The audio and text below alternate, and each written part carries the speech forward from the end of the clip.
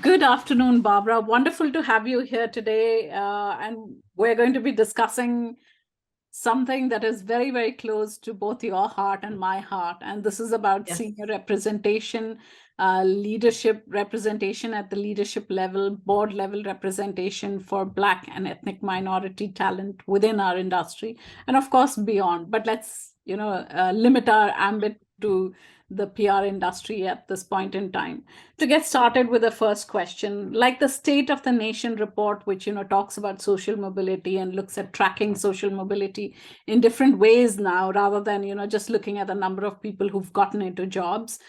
Do you believe we should have a state of board representation in the UK and probably the rest of the world? Absolutely. I mean, I've got a couple of theories on that. I think that the CBI, as it was before, I can't talk about it now because that's another place, but the CBI as it was before, they really should have taken up the mantle. And the London Chamber of Commerce and Industry, and there's all of those regional boards, they should have taken up the mantle, but clearly, they didn't. So, and then we had the McGregor report in 2017, which actually says exactly this. There should be, looking at ethnicity pay gaps and looking at board representation. So it's all been there. So people don't, they just don't want to take up the mantle. So I'm absolutely for this kind of, state of the, whether it's in another report or one on its own, it absolutely should be there because people need to know the stark reality, of what our boards look like, which are kind of male, stale and pale, which they have been forever. Yeah. And then this whole piece about, representation, I'm interested to know what it is we want represented. Because let's not pretend we just want some brown faces, because, we have to look at our government, don't we? We have to look at our government over the last few years, which have lots of lovely brown faces, but their politics are really not helping the majority. They're not helping society. They're helping a small elite. So when we say board representation, we don't just mean brown faces. We mean people who have the proper ethos to help change things, move things forward, not take on some people with brown faces who are keeping the status quo, who are gatekeepers, which is what's happened with the government essentially. So, it's two areas. One, it could have been taken up by any number of organizations, and two, let's make sure it's not just some shiny faces on the front of your catalog. It really is people who are going to push things forward and make changes. And if you're going to recruit people from a broader, the global majority, those are the ones that you really should be looking for, not ones who keep the status quo. So you've also answered a part of my second question, which is why is board representation an area of focus for REEB? Clearly, what we've seen in our society, in government, they've left a lot to be desired. It is about people who believe in their politics. So it's not necessarily people who have, who believe in the, in equity and inclusion for all. Right. It is people who believe in continuing the privileges of, the classes that are continuing to govern and rule over the country. Do you think board representation or senior leadership is critical from a point of view of for people, for our next generation, for the cohorts that are coming in to see more role models? Absolutely, I do, because ultimately not only REEB, but I think every decent human being wants to go and work in an inclusive culture that's accepting, it's psychologically safe. And we know all white boards who have had the reins, have had the power, but they can't seem to, make boards and environments and cultures safe for everybody. So absolutely, I think it's really important. Now, if you I looked at some figures on the national census from 2021, and that put the 46.2% of the population in London, this is for London particularly, are Black, Asian, mixed and other is their term. And also it said that the urban areas around the country, but specifically London, has the sort of median age of 25 to 29. Now, what that's saying to me, that's a talent pool, and I'm just using London as an example because I didn't go through all of the major cities. But if that is your talent pool, okay, that's where you're going to get, your future talent from. If you're blocking those people, then clearly, when they come into your organization, they're not seeing themselves So it isn't psychologically safe and it isn't inclusive. But two, that is the future. I think people just need to get used to the idea that the future C-suite isn't going to look like them. And I know a lot of people struggle with that. Even today, they're struggling with it. So, and I think this is how our industry, having that board representation, having that pathway clear, is how our industry stays relevant.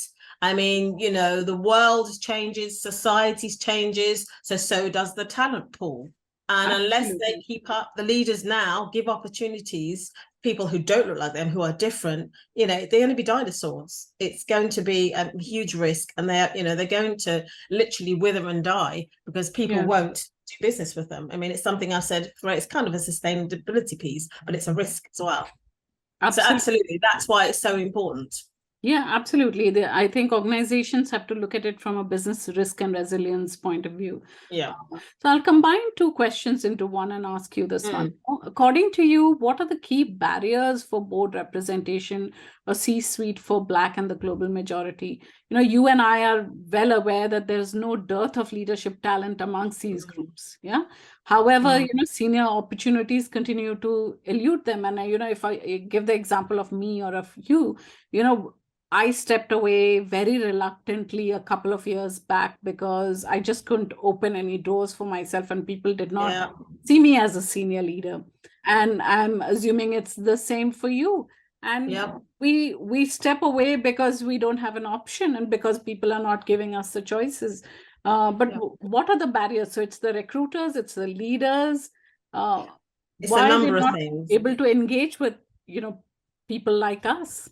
Yeah, well, you're very kind and you're very benevolent to say, you know, you're giving them the benefit of the doubt. Me, not so much. So I think, well, let's start from the beginning. PR and comms in the UK, we know from the last PRCA census was about £16.8 billion. It's £1 billion industry.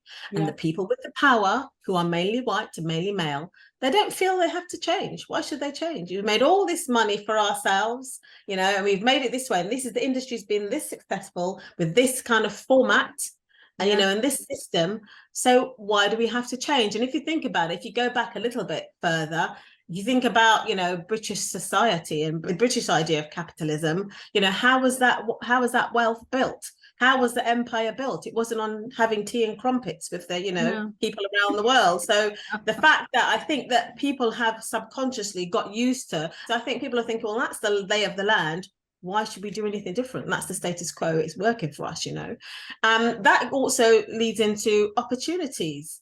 You know, the top jobs for opportunities are just given to this small elite, you know, and that little elite likes it that way because, you know, they got their little clique. And that elite, see, this kind of the components of the elite can be classism, so class, social mobility, which is part of it, which I really do think needs to be a protected characteristic now. It's ridiculous that it's not, because you know, it's just so blatant. If you're not ticking that box, you're just not getting in that club. They're just not letting you. So I think, you know, in terms of barriers, it's desire. I've been saying desire since 2020. Remember, much of, you know, the things we experience in life is because somebody wants you to experience in that way. That is why you experience it. So let's not forget that.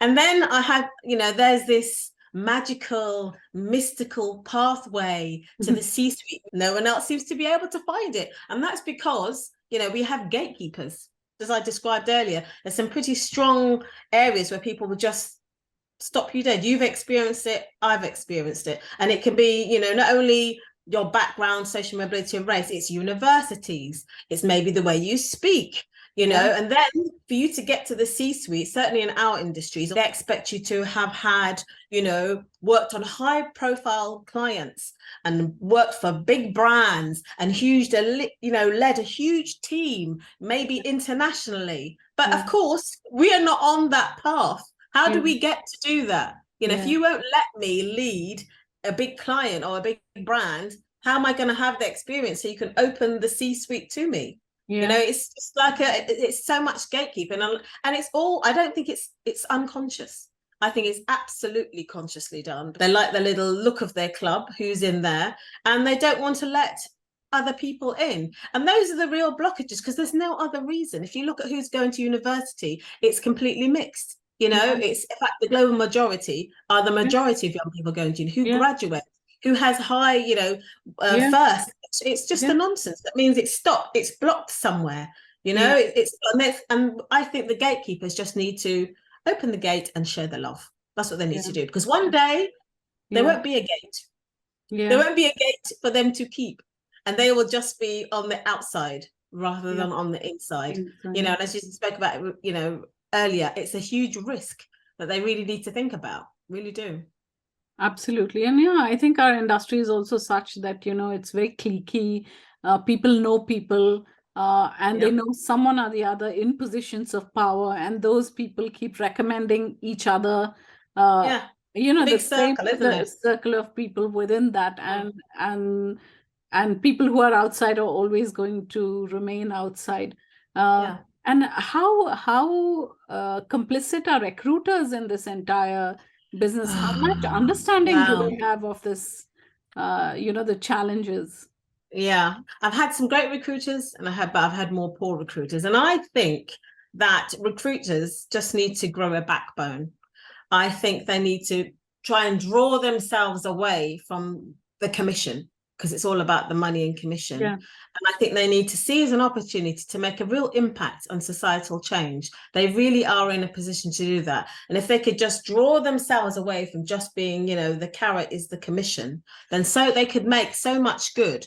You know, I think, you know, the whole idea that they have to present a candidate in their own image, or the last candidate who fulfilled a role, let's just send another one of those along. I find it gutless and weak. And I tell you what, I think if you and I, Sudha, and I know people who look like us, can go into a job, an all white space every day, where we are ridiculed, where we face microaggressions, where people are ghosting us, where people are just rude and ignoring us, and yet we go in, we do our best work, we go home, we come back again.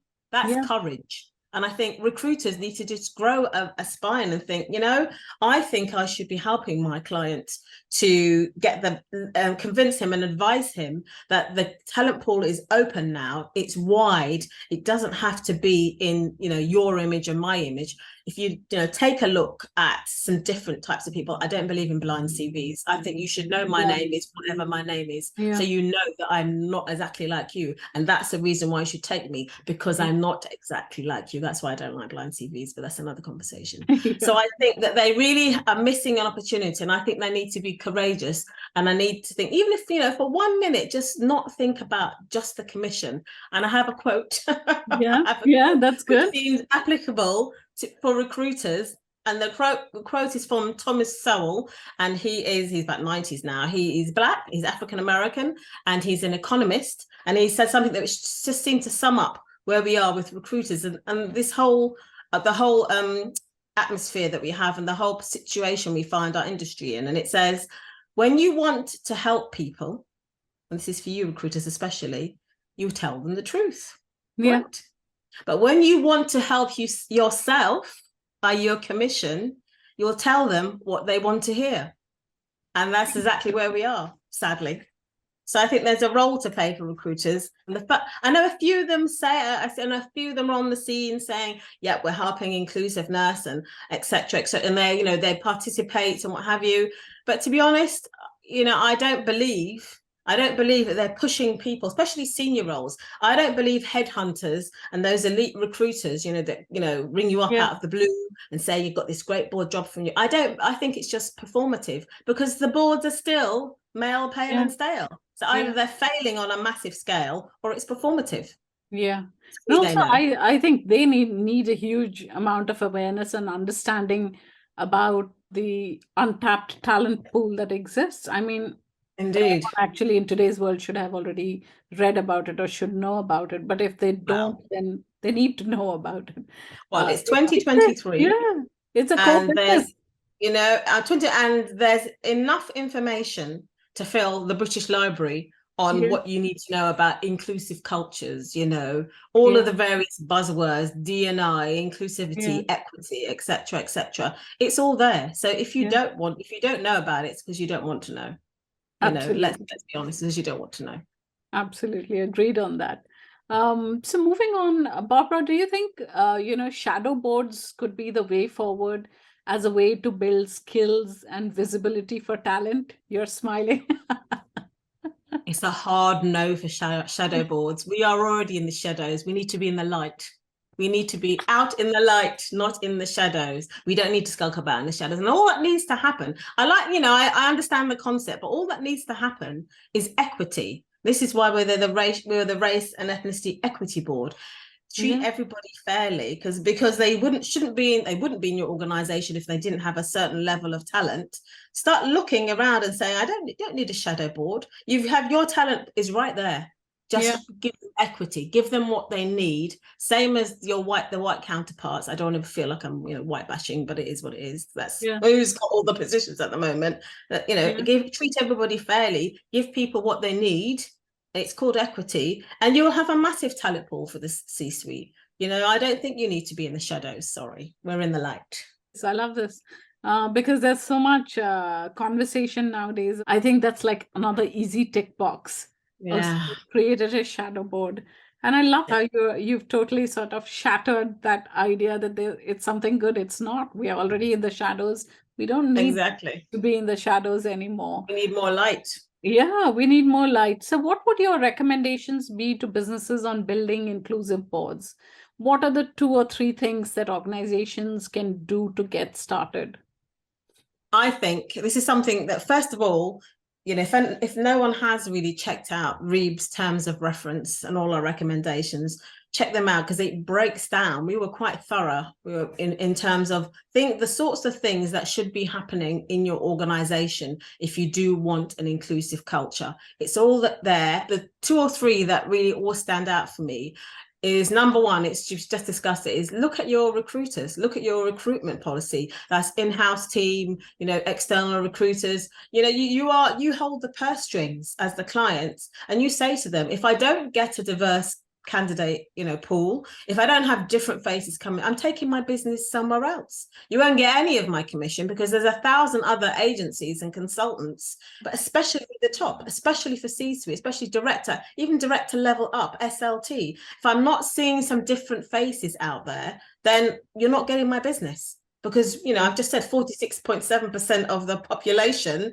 in London, some of those must have some sort of experience that you can use. So make it broader. That's number one as a client. And then going back in-house, I think to the in-house recruiters and the hiring managers, look at transferable skills. It's my favorite phrase, transferable skills. If you think about it, there's this magical path that only a very, very small number of people manage to go on to get to the C-suite. Everyone else is floating about outside. Of course, I can't fulfill I've never led a big international team. I might never have done A, B, C, and D, because I'm not allowed to, because it's blocked from me. So look at what else I've done and start thinking about, what does this board needs? What is it this organization needs? What are our outcomes? And try and move away from, what do they look like? I need to get X. Here's my outcome. I can only be delivered this outcome if the person looks like this. That's where we are right now. If you can let that dissipate, because it's nonsense.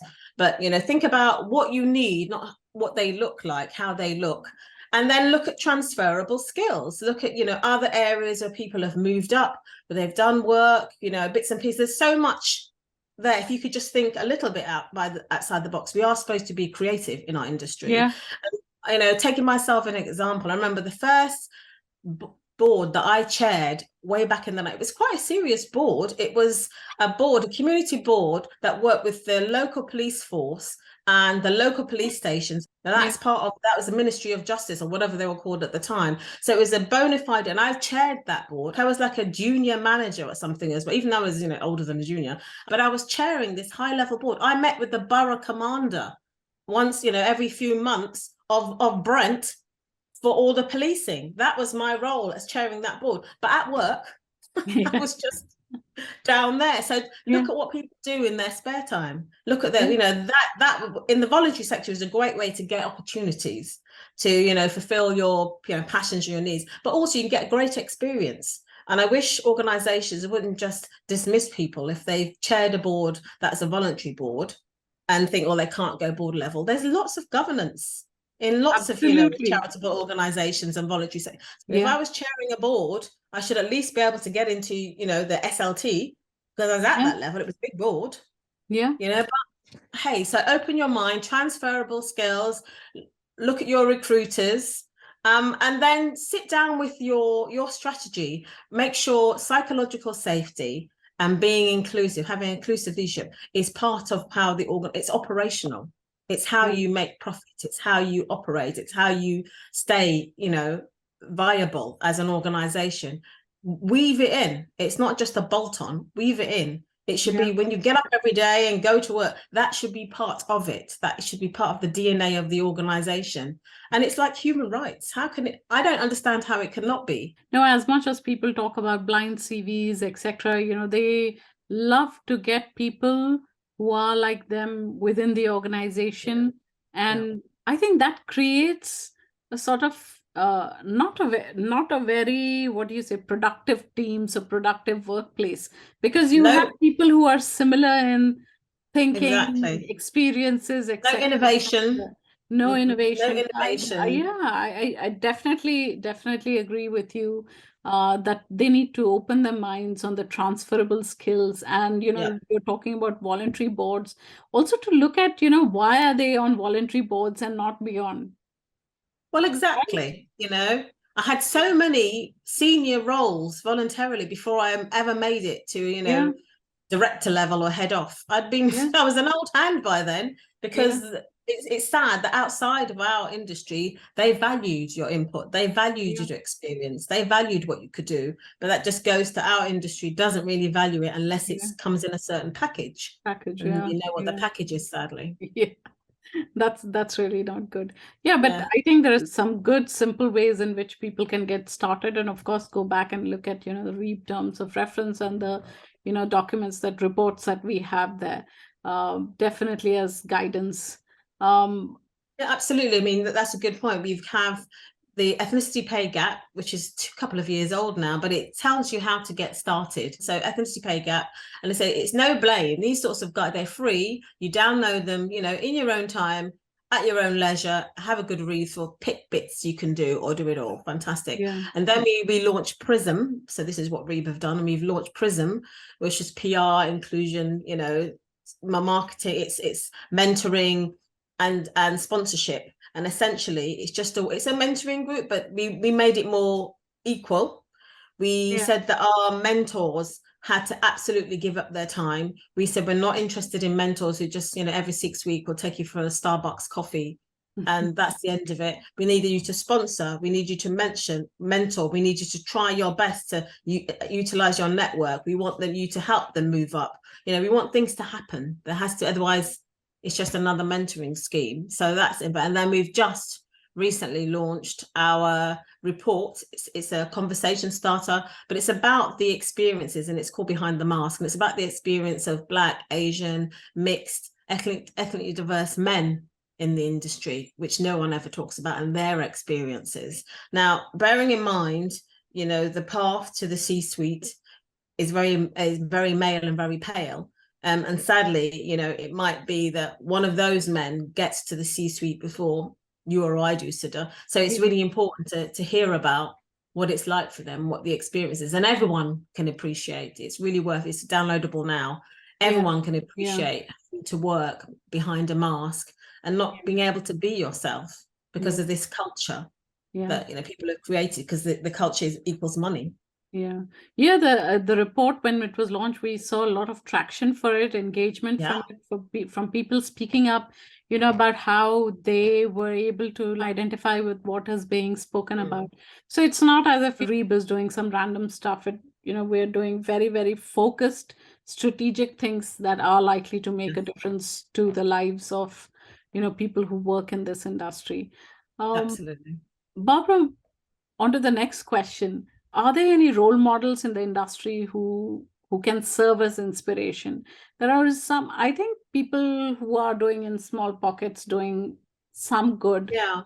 I think there are lots of people who are like you and I, Sudha, just chugging along, pushing along, keep moving forward, because what else? No one wants to go backwards, so you can only move forward.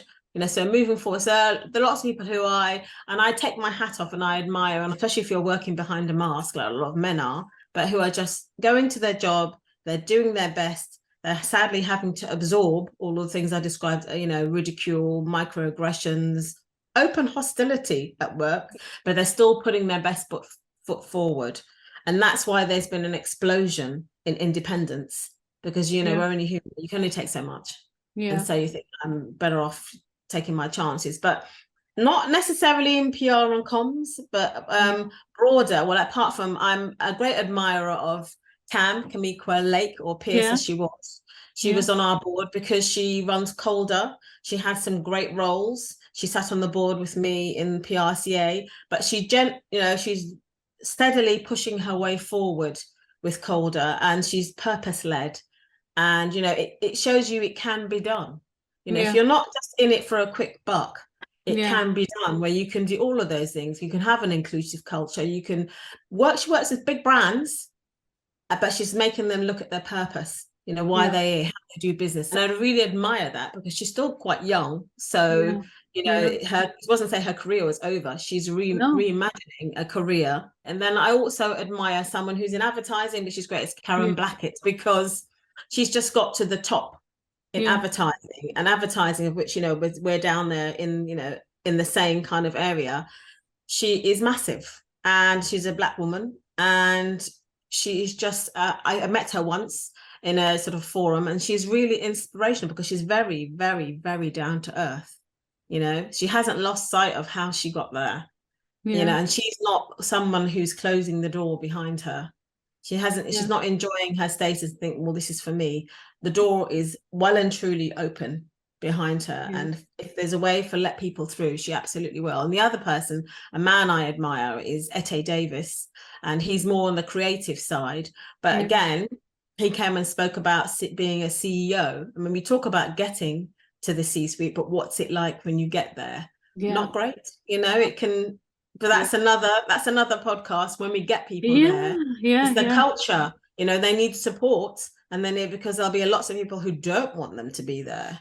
So those are the ones who stand out for me, because they've absolutely sort of made it to the summit, but still haven't forgotten. They're still involved at grassroots. They're still involved in community. They still understand that this is, this is not a one-off. I want more people who look like me to come and share in this environment. And I think that's really important. Yeah, that's really wonderful that they've forged ahead. It must have been as difficult as it is for us. Forged ahead, made it to the top, and opened the door for future generations, which is really brilliant. So we're on our last question. This is what happens when you enjoy the conversation. What would your call to action be for the PR industry, Barbara? Oh, wow. What would my call? So many, but I think on-board representation. And I think on-board representation, I think for leaders can just stop making excuses now. Stop making excuses. It's 2023. We watched someone being lynched on the streets in 2020. As we said earlier, there's a plethora of information about what this means, what it means to society. And if, and I say to you, if you're one of that clique and elite who enjoy the status quo and don't want, say it, own it. Say, you know what? I know we haven't got a very diverse board, but I like it that way. I think it's been profitable. Say it, own it. Don't try and, hoodwink all of us, as lots of your employees, and with this performance of, yes, D&I is good, equity, yes, don't do it. Just stand in your truth and say, I like it the way it is. My board is all white, and I think that's most successful. And do you know what? If somebody in your organization wants to make changes, don't stand in their way. If it's not for you, stand in your truth and say, I want to block this because I don't want to block it because it's not for me. But let people in your organization, if they want to do the work because it's work, I say to you, don't block them. So stop making excuses for why there isn't, because we know there's transferable skills, we know the talent pool is there, and then shine a light on this mystical path. Let's see it, open it up to everybody, and you'll be surprised how many people can walk on that path and be successful. You know, stop gatekeeping, because at some point there will be no gate to keep. You know, that's my call to action. They absolutely know what to do. If you don't know what to do, come and talk to me. There's loads of independent. But you know, you absolutely know what to do. So let's stop pretending that, oh, I can't find any people, or you know, where are the transferable skills? Absolutely. You know? Everything, all the skills are there. And then we'll point them to even more people. That's like a wonderful conversation. And I really like the thing that you said about who's in the SLT or who's in the leadership team. I mean, what are the skills that they have? Like, open that up. Tell us, how different are they? So many more people can go up. They are. And I know someone said, I think somebody famous said, that it was because the reason why they keep it a secret is because the people who are on it are very mediocre. They're very mediocre, and they don't want to embarrass, you know, the people who are coming up behind them, who don't look like them, who could be wonderful. I'm not saying everyone is, but they could be absolutely amazing. And people are thinking, how did you get this job? What did you do apart from being who you are? How did you get it? And nobody wants to face that question. Nobody wants, because that's the key question, is it? How did you get this role? And how am I not getting this role? And if you look at what we can do, it's like, not seeing it, not seeing it. That's true. So thank you very much, Barbara, for making time for this conversation. And of course, we will be doing a lot of other activities and initiatives to talk about board representation and to actually take action where we can hold our agencies and our, you know, in-house people or our industry accountable. Absolutely. We're here to support. You know, we'll run talking sessions, we'll run listening sessions, we'll help you with activity, we'll help you with strategy. You know, we can even help on the recruitment side, because there are specialist recruiters. It's all the tools are there. Just need to pick them up. Absolutely. Thank you so much. Pleasure. Thank you, Sudha.